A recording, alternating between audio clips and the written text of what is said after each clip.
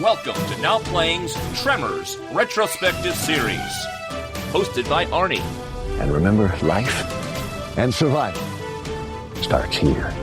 Hello, Now Playing listeners. This is Arnie. Happy to bring you a bonus episode of our Tremors Retrospective Series. We have joining us today the star of every Tremors movie and the TV show, Burt Gummer himself, Michael Gross. Hello there. Hello, sir. How are you today? Good. I'm good. Thank you very much. Whoa, you've got a Grabboid behind you. Yeah, I thought it would be appropriate for the occasion. Very good, Arnie.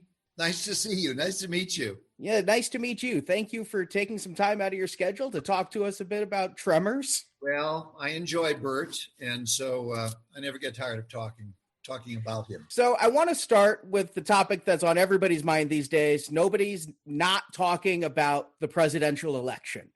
And I'm so happy to see Burt Gummer has thrown his hat into the ring as an independent third candidate. We thought it was about time. This country's being so badly run, we thought we needed somebody with some real expertise for a change. What do you think his greatest achievement would be in his first term? Getting out of everybody's way. Honest to God, just letting... I have a series of policy proposals which will be presented every week, right up until election. Actually, there are 8 of them, so we may even go past election day. I might, if one of these other idiots wins, I might not concede. I'm just saying right now. I think it's going to go all the way to Supreme Court, and I think Amy Coney Barrett loves my backside. There you go. I mean, it's only a question of time before she goes, I'm going with Gummer. So I will just say that this was something we dreamed up at the end of our filming of Tremors 7, Shrieker Island. And we said, why don't we do something crazy? And I don't know. I think it was me, but it could have been somebody else who said, hey, this is an election year. And for years, fans have been saying, hey, Burt Gummer for president. I was like, it's a natural. It's a natural. So I proceeded to begin writing these things. We have 8 of them. And so 3 of which have aired. The third one came out today. There have been 3 consecutive Wednesdays and on YouTube. And we're having just a great response. I mean, who wouldn't respond to a president who said you could have your own submarine or a howitzer, you know, who's going to give you a guided missile for your backyard? I liked that he wanted the safety precautions, though. You had to be able to dismantle the World War II gun. Yes, the Marine flamethrower, right. But obviously it's been a lot of fun. I wrote 6 of the 8. We just started writing them, and they were too long, and we brought them down to no more than about 2.5 minutes a piece, maybe 3 at the most. And somebody else, a wonderful young man, wrote 2 more, and then I wound up polishing those. So it's just our warped sense of humor saying, let's have a little fun. Nobody's trying to spoil a real presidential race. We're just having ourselves a good time with a comic version of who we think could best run America. All right, so to some more serious questions. You know, it's been 30 years since the first Tremors, which you'd filmed a year before its release even. So 31 years ago, you put on a pair of sunglasses, picked up a gun, and Burt Gummer was born. So in that, and when you did that, you were primarily known as the father from Family Ties. That was the great blessing of Tremors, you know, because it was within a week of being at the Family Ties wrap party, I was on the set of Tremors 1. So these days, when you encounter fans, are they asking more about Family Ties or more about Tremors? Well, first of all, I've grown so elderly, they hardly recognize me. Anyway, when I don't have the mustache, I'm rarely recognized as Burt Gummer. Some might. When I don't, Stephen Keaton, as you might recall on Family Ties, had a beard. Mm-hmm. And so I can easily escape both characters on the street because when I don't have a beard and don't have a mustache.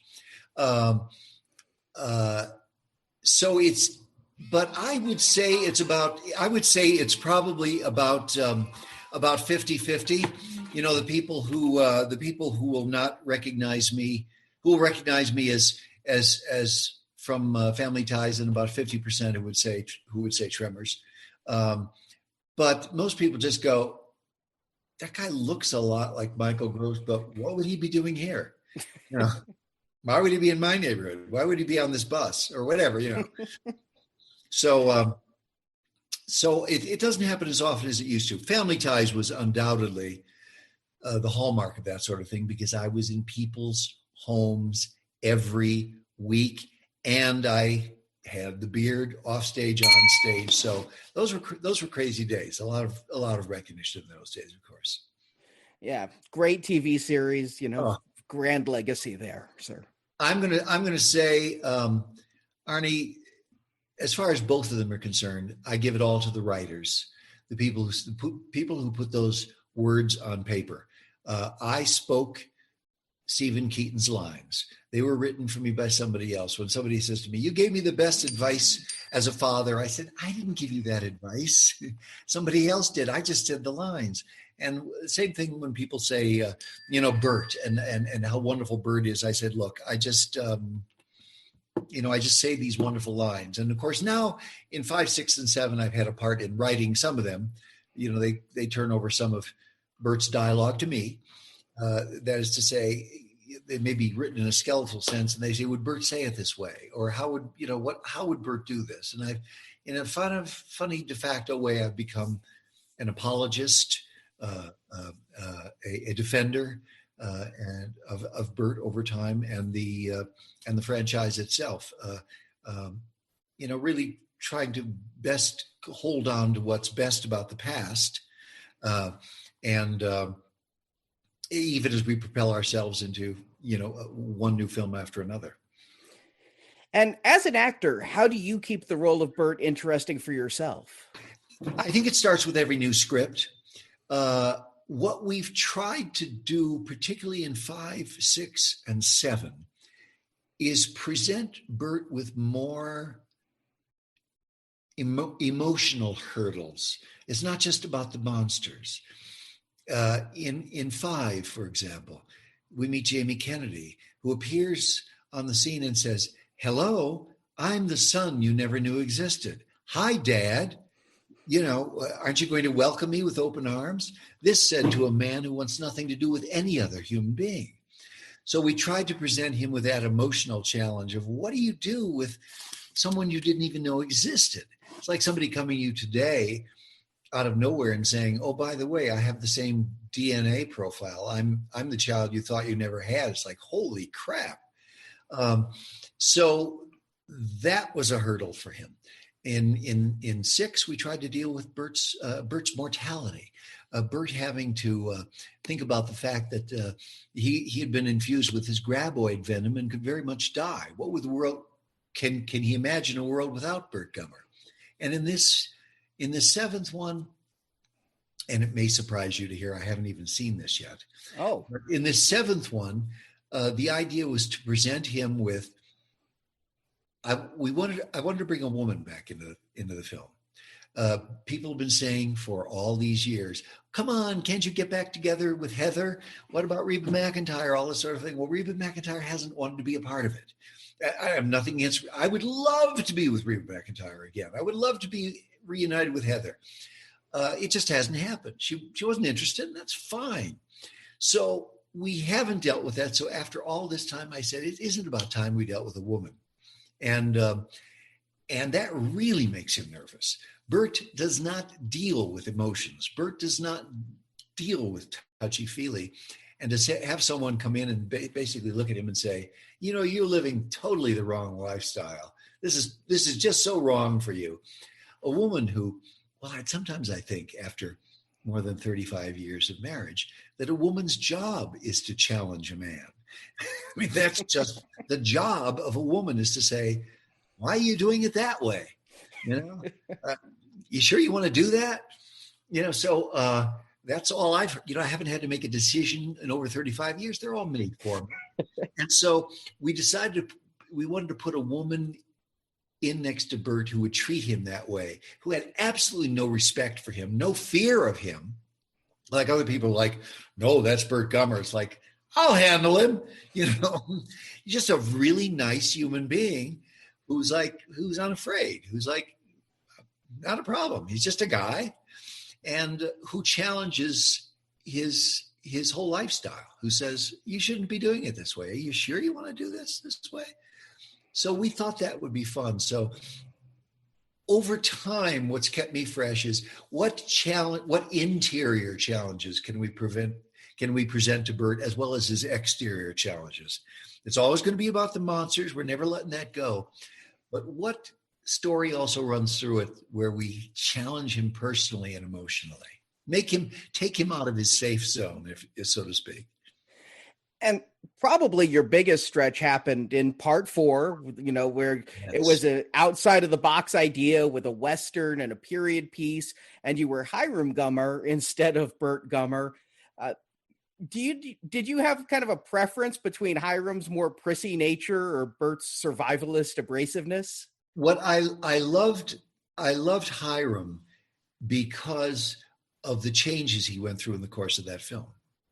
He came in snobbishly, wanting nothing to do with any of these filthy people who lived out west. He was urban. He was Philadelphia.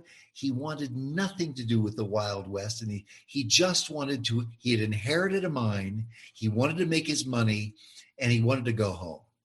And he wanted to just keep the money rolling in. He came out there because there was a problem, because the mine was non-functioning. So, by the end of that film, he had come to love these people, appreciate them, and fight alongside of them. And so what interested me the most was that great arc he took as a character, starting in one place and ending up in another. That was the greatest part of the fun for me in Tremors 4, starting in one place and ending up in quite a different place.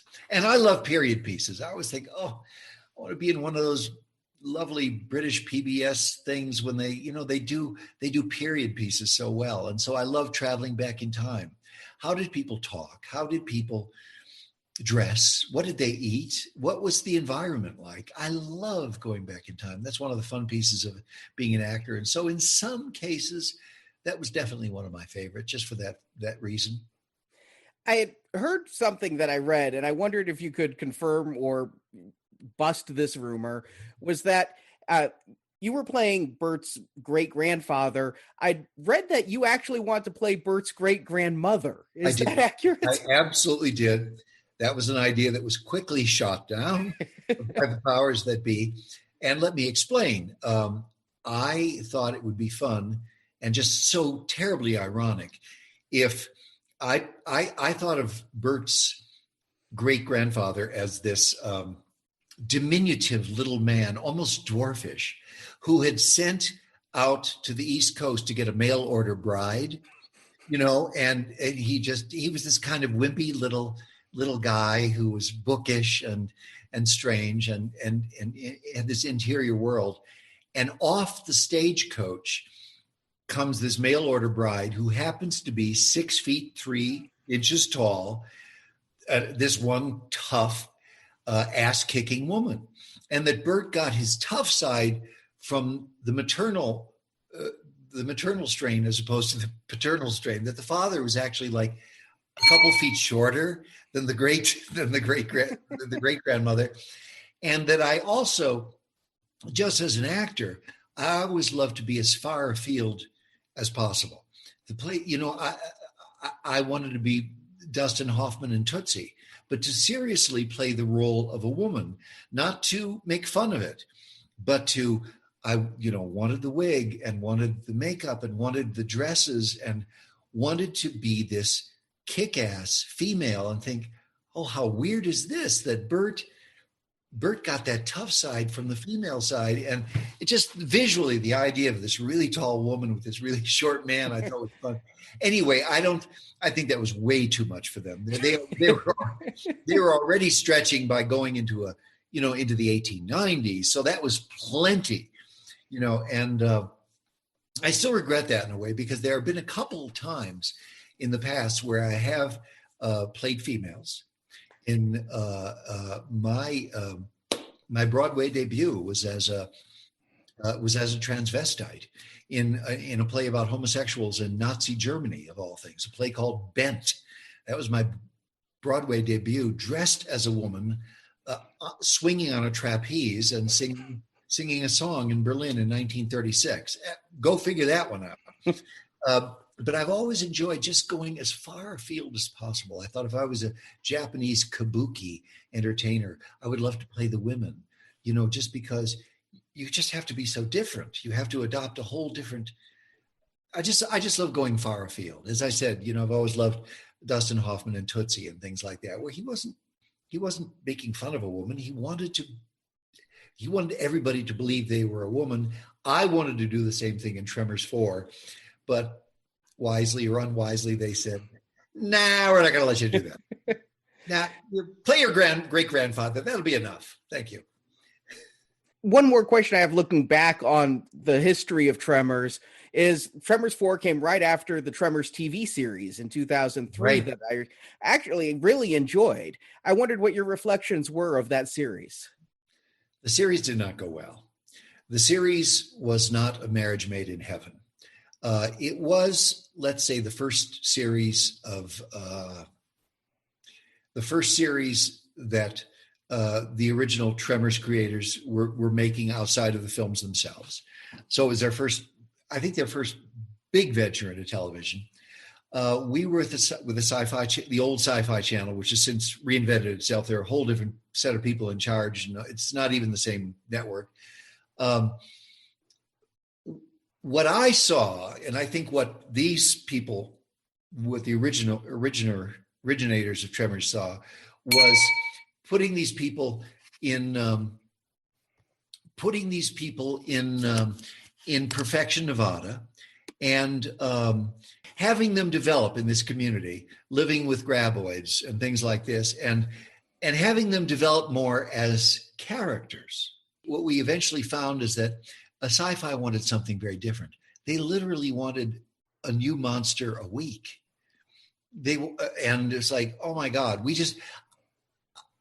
as is evidenced by what we did in 5, 6, and 7, we were all more interested in developing these characters. I mean, does Burt try to find love online? That sort of thing.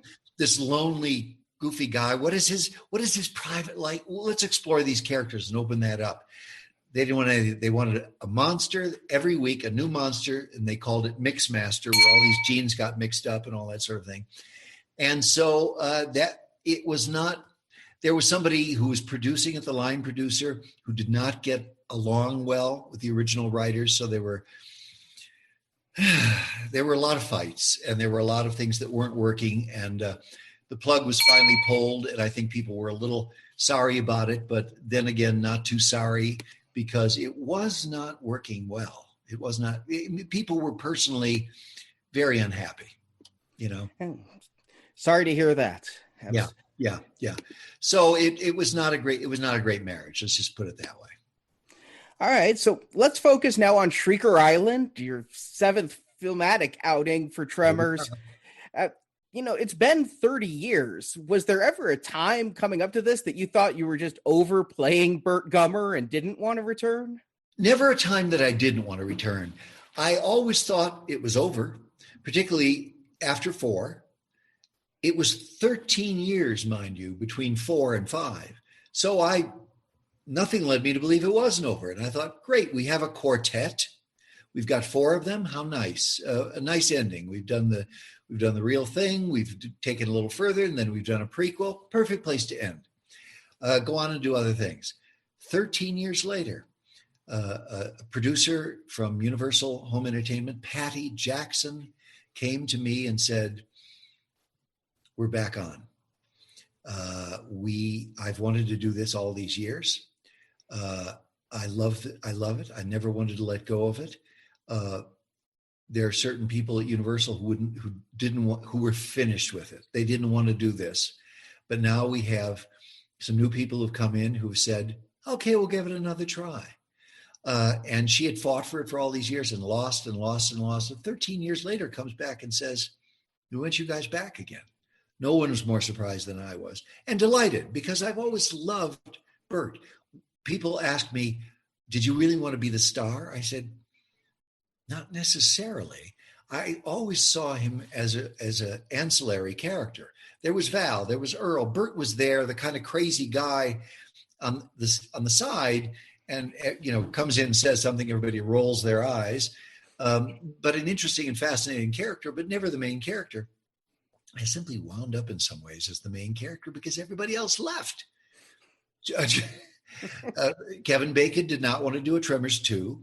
Fred Ward did not want to do a Tremors 3. Reba didn't care to do any of them.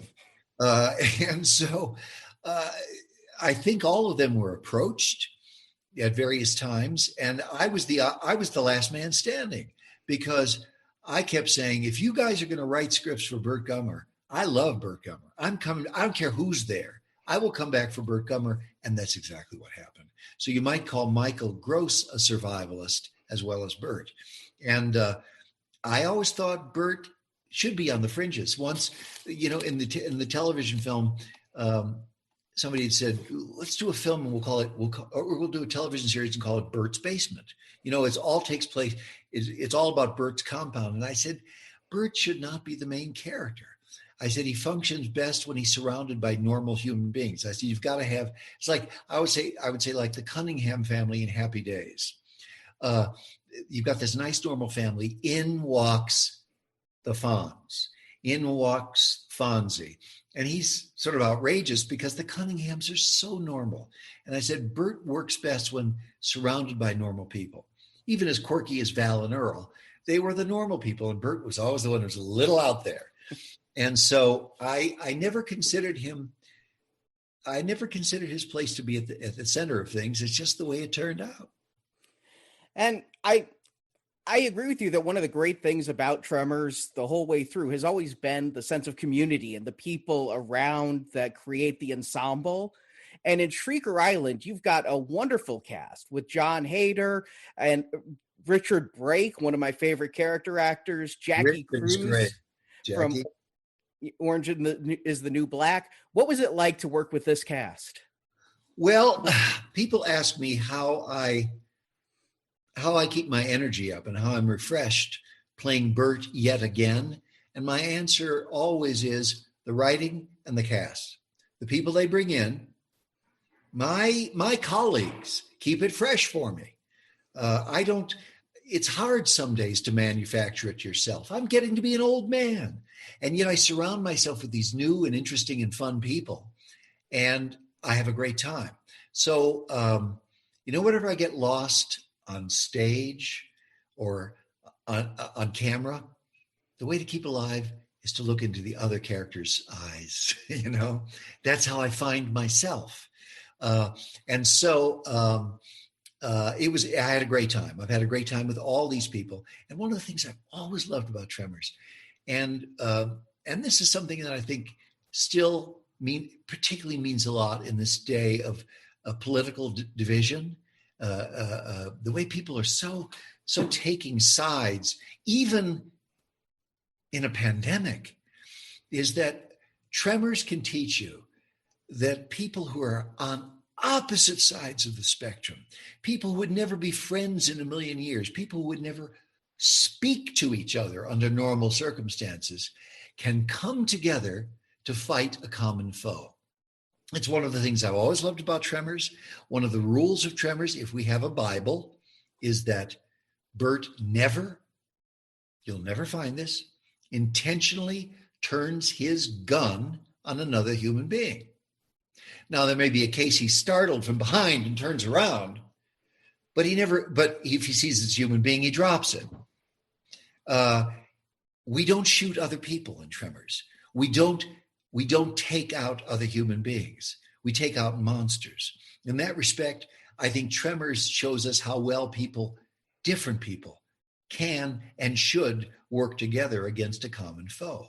How it's more important to stick together. You get a lot more done working with people who are not like you. That's where the fresh ideas come from, right? people who are not thinking the way you are.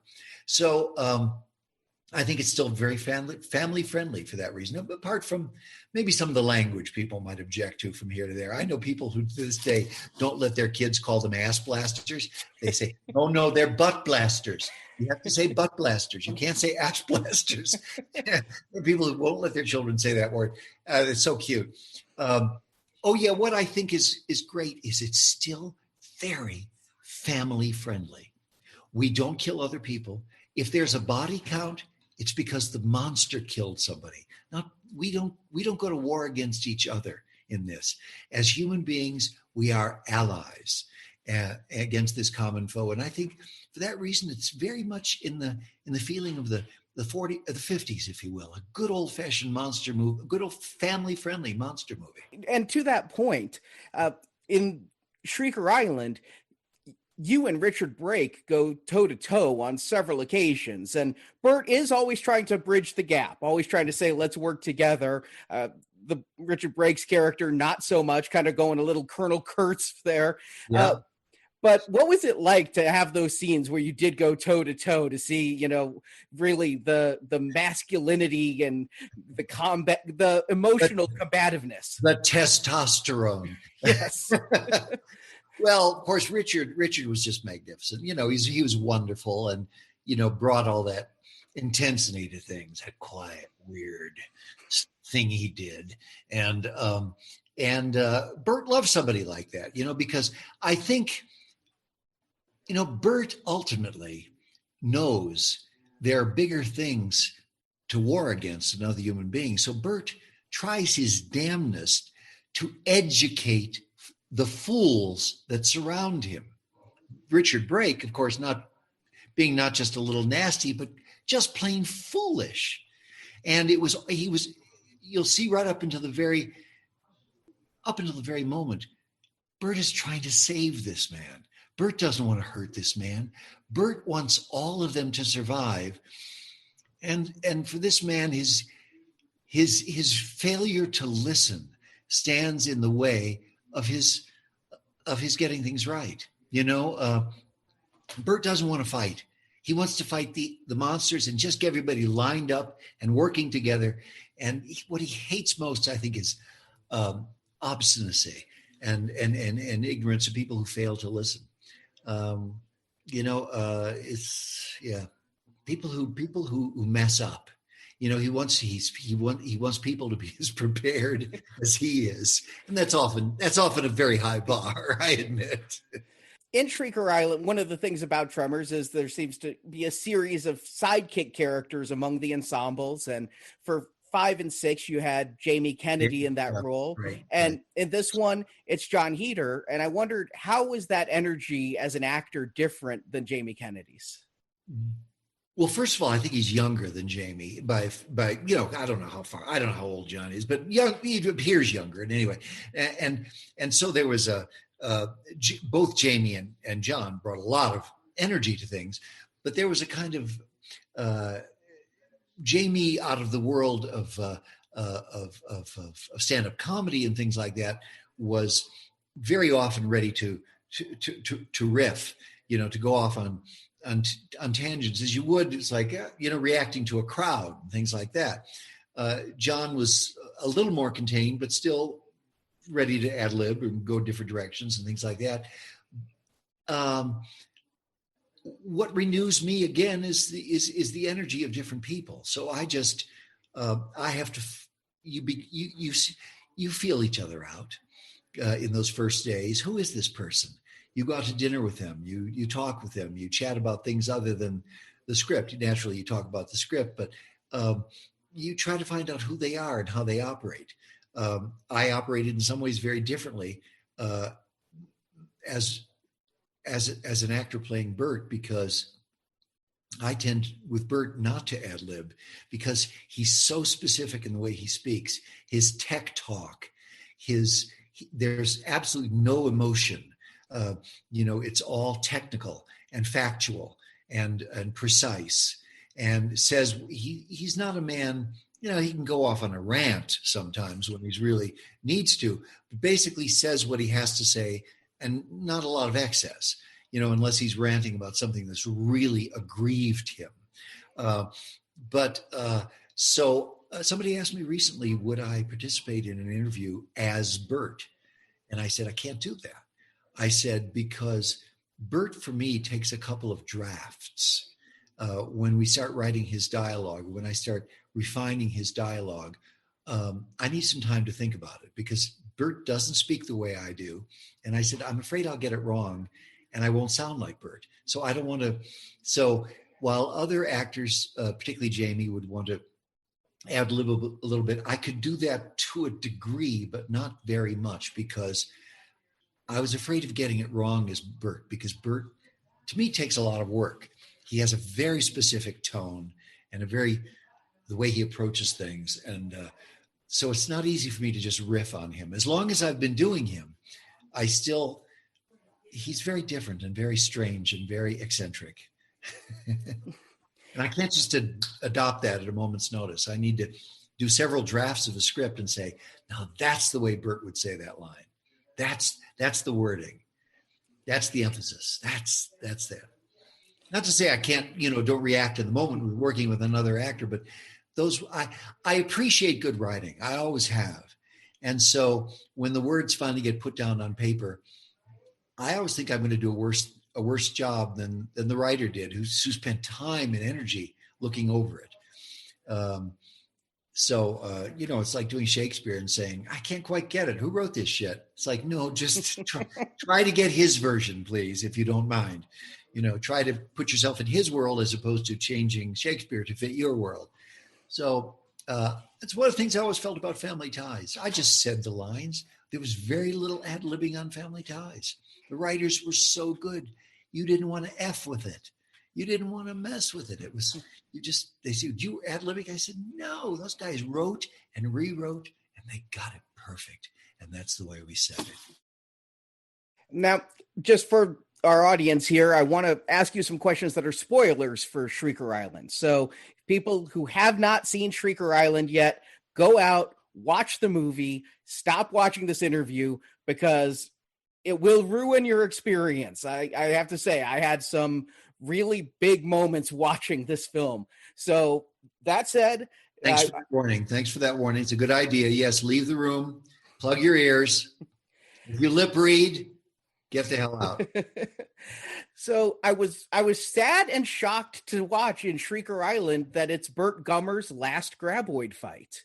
Was it always the plan that this would be your last Tremors movie? No. Late in one of our drafts of doing this, I think it was the director, Don Michael Paul, who said, have you ever considered what an emotional gut punch it would be if Burt doesn't make it? And I went, no, I hadn't really thought about it. I mean, yeah, I can appreciate what a gut punch that would be, but I hadn't thought of this being the last one. Well, we threw that idea around a little bit and said, well, let's not dismiss it out of hand. When we filmed the film, we filmed it two different ways. Burt surviving and Burt not surviving. So it was actually, we didn't know what we were going to do. We didn't know how it was going to end until it got in the editing room and everybody fell in love with this huge, mournful demise. And I was called by the producers and said, Michael, we're thinking of taking him out. How would you feel about that? And I said, well, I thought we were over at Tremors 4. So we've got 3 more films out of this. And I said, there's a part of me that will miss it. And I said, you're going to hurt an awful lot of fans. You're going to destroy some people here, but I could live with it. Now, the compromise was finally that it would be somewhat open-ended.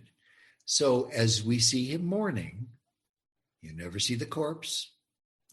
You don't know, has he been injured, badly injured? Is he under a bunch of rubble? Is he in a daze and simply walks away? Is he in a coma somewhere and doesn't awake from that coma until the next Tremors is made? So the door, I will have to say, is open for another sequel. And I've already suggested to them that if that sequel should come, we should start with Burt in a full body cast in a hospital bed. And he wakes up from a coma after 3 years on machines. And somebody whispers in his ear, Burt, you got to get up. We have graboids. he goes, and that's the first shit I hear after 3 years. So, maybe he fights the next fight in a motorized wheelchair, with rocket propelled grenades on the side that he can set, he could just sit there and push buttons and leave an oil slick behind his wheelchair, like 007's car, And so it's the Burt Mobile.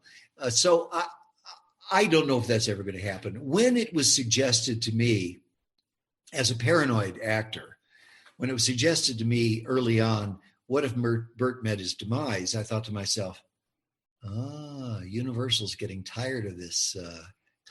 They want to pull the plug. That was just, they're coming to the end of it themselves. That being said, money drives sequels. If Tremors 7 does a huge business, it's going to happen. They're going to go, we got to make another one. The response is so incredible. We'd be stupid not to do it. So the door's open because we don't see a corpse. We don't see the remains. That's all I can say. But I'm willing to live without a Tremors 8. I would be satisfied because I think we've taken him on a lot of interesting emotional journeys. And at the moment, I can't think of an interesting enough story. I knew from the beginning of this one that we wanted a woman challenging him, challenging his way of life and saying, why the hell are you doing things this way? This is totally wrong for you. This is not, you're being stupid. I wanted that specifically to be from a woman, and I wanted it to be a challenge that no man would ever say to Burt. But women, their job is like to rule our lives. And so I wanted it to be a female say, you're not doing this right. You're approaching life all wrong, mister. And we thought that would be a fun thing for him to come from a woman who was like totally unafraid of him. Yeah, it really did lead to a dynamic. I will admit that the door you say is open. I sat there in disbelief. I'm like, well, he's broken out of a graboid before. Is that going to happen? Is he off to the side? I didn't believe it till I saw the rocks on the grave that the Burt was gone. Yeah. And I like to think of that as just a memorial, as opposed to they don't have a corpse there, Yeah, and then you said you haven't seen the movie yet. Did you know about the montage after that leads into the end credits? No, I don't. Oh, good. Okay, good. I know there's some great extras on the DVD.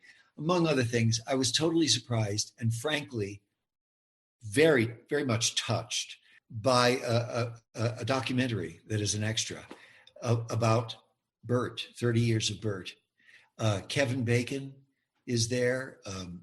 Charlotte Stewart, who played Nancy, Ariana Richards, who played, the daughter, and the pogo stick, and Jamie Kennedy. But I was so touched by it, saying, what was it like to work with Michael Gross, and how was it? And and it was like, holy shit, you guys really did this? That's so sweet. And they had me some off-camera moments, or going off to Thailand. I stepped out of the limo at LAX, and there was a camera crew waiting to say, well, we want you carrying your bags to the ticket counter. You're going to Thailand. And, I waved from the escalator going up to the boarding area and all this stuff. And I said, wow, you guys, what a sweet tribute that was. So that's part of the extras. Part of the extras, as well as a look back at some of the 30 greatest moments from all 7 films, and a little story about walking you through the different monsters. That's another extra that's on the piece, and how these monsters function, the biology, and and all that sort of thing. So there's some great extras there, and I, as I said, I was very much touched when they first showed me this. this great documentary of everybody saying how great I was to work with. And the first thing I went to Universal, I said, can I use this in my memorial service? I said, because it's making me sound really good and really talented. So I said, I've got to use this in my service. No, and they've released a couple of those online. I've looked at it, and being Tremors' 30th anniversary, the 30-minute documentary that I just noticed that the other day. I was blown away. It's like, why did you guys tell me about that? I've only watched part of it. Yeah. Yeah, there's a lot of great stuff on the Tremors Shrieker Island disc, and just surrounding Tremors. It's like, pardon the pun, it's an upswell. Yeah, right. And I mean, the fact that I'm running for president too is just the icing on the cake. I'm having such fun with that. It's just such goofy, nutty fun, and after 30 years, it's a great homage to the whole franchise. Michael, our time is almost up, but before we go, I have to ask you one question about a film that's a guilty pleasure of mine. Oh, wait. Is Vanilla Ice in it? Vanilla Ice is in it. And that film is almost also 30 years old, right 1 year behind Tremors. What are your reflections when you look back at Cool as Ice? First of all, it was somebody offering me a series, a feature film, which I thought was fun. I was not a follower of Vanilla Ice. He was actually quite a nice guy. I don't know how much acting experience he had, but he was up for anything and really, really decent guy. I just think, oh God, he's this kind of rocker thing. Is he going to be an asshole? I mean, I had to ask, you wonder, you don't know who's going to walk on that. He was a very nice guy. He was really sweet and humble. He was a guy who was obviously enjoying his success, but he wasn't wallowing in it like an idiot, or it didn't seem to me. I love the young lady who played my daughter. I had a good time. It was one of those things that was, some people have said over the years, was so bad it was good. And yet there are some people who, and I get it, a lot of the movie was about, riding around on a motorcycle and, a little contrived and things like that. I've forgotten a lot of it since I haven't seen it in so long. But it's funny you should mention it, because I thought of Vanilla Ice immediately, because my son recently came to me and said, I have a guy who's the neatest, most interesting, intelligent guy, and he's obsessed with Cool as Ice. Meeting you would be like meeting the Dalai Lama. And I said, seriously? And he said, I've got to introduce him to you. He would like faint if he met you. And I said, and he's normal? He takes his meds and everything? And he says, yeah, he's actually a really interesting, bright guy, but he's obsessed with Cool as Ice. And I said, well, I don't know. Sure, I'd be happy to meet your friend. So I thought of that immediately, because this 2 days ago, my son said, you got to meet this guy. He's obsessed with Cool as Ice. Well, Michael, thank you so much for your time. And I really have enjoyed talking to you. Thank you very much, Arnie. And thank you to everyone who's listened to this and watched this video on YouTube. If you're listening to this on our podcast feed, thank you for subscribing. You can see a full video version of this on YouTube. And if you're watching this on YouTube, please hit subscribe. We'd greatly appreciate it. And thanks to Universal Pictures and Michael Gross. Just a reminder, at nowplayingpodcast.com, you can hear Stuart, Jacob, and I review all 7 Tremors movies. Our review of Shrieker Island will be coming out soon, but you can lead up to it with a look back at the first 6 installments at nowplayingpodcast.com, where we have over 1,000 in-depth movie reviews. Shrieker Island is out on Netflix right now for you to watch, as well as Blu-ray and video on demand. So we hope you'll check it out, and then come listen to us on Tuesday for our review.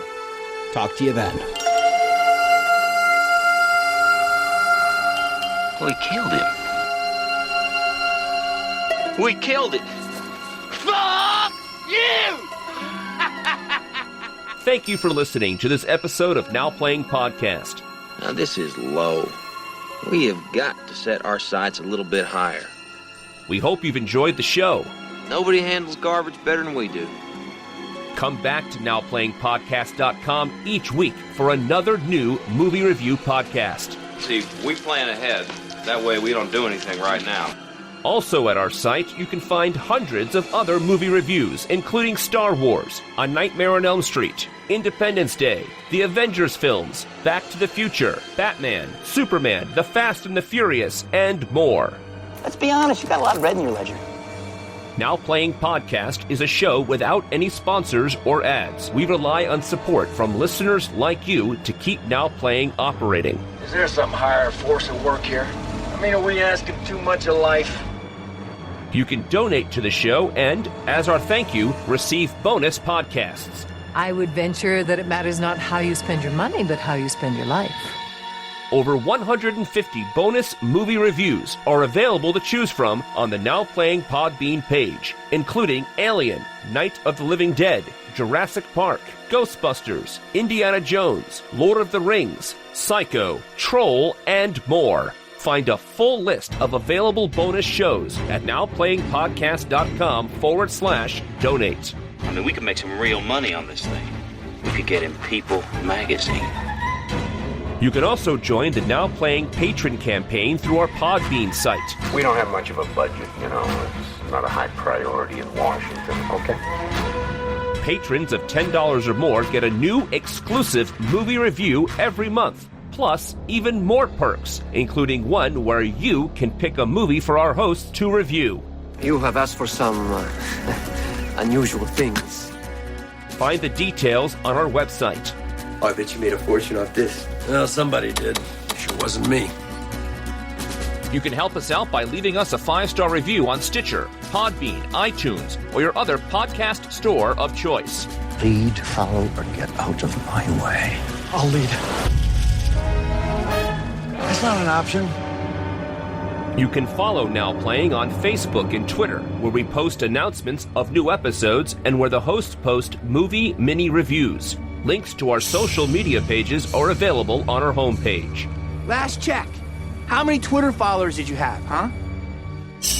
Now Playing Podcast is produced by Arnie Carvalho. You're underachieving big time, my man. You should be a global brand. Come on. Associate produced by Jason Latham. There he is. Huh? The man, the myth, the legend. Now Playing is edited by Stephen, Heath, and Arnie. Doing what I can with what I got. Now Playing credits read by Brock. I just bet that you could charm a cow right out of her calf with those fancy words. The opinions expressed on Now Playing are those of the individual hosts and may not reflect the opinion of Venganza Media Incorporated. I feel I've not been privy to critical, most needful information. Venganza Media Incorporated is not affiliated with the motion pictures reviewed or otherwise referred to herein. But I do not dwell on that over which I have no control. That's great. I have to do all the dwelling. All movie clips and music included in this podcast are the intellectual property of their respective copyright holders. They are included here for the purpose of review and no infringement is intended. You've been flipping off the feds longer than Wesley Snipes. It's got to be a record. Now Playing Podcast is an exclusive trademark of Venganza Media Incorporated. Now Playing is a Venganza Media production, copyright 2020, and no part of this show may be reproduced, repurposed, or redistributed without the written permission of Venganza Media Incorporated. All rights reserved. Your little jungle boat ride is over, mister. Time to fish or cut bait.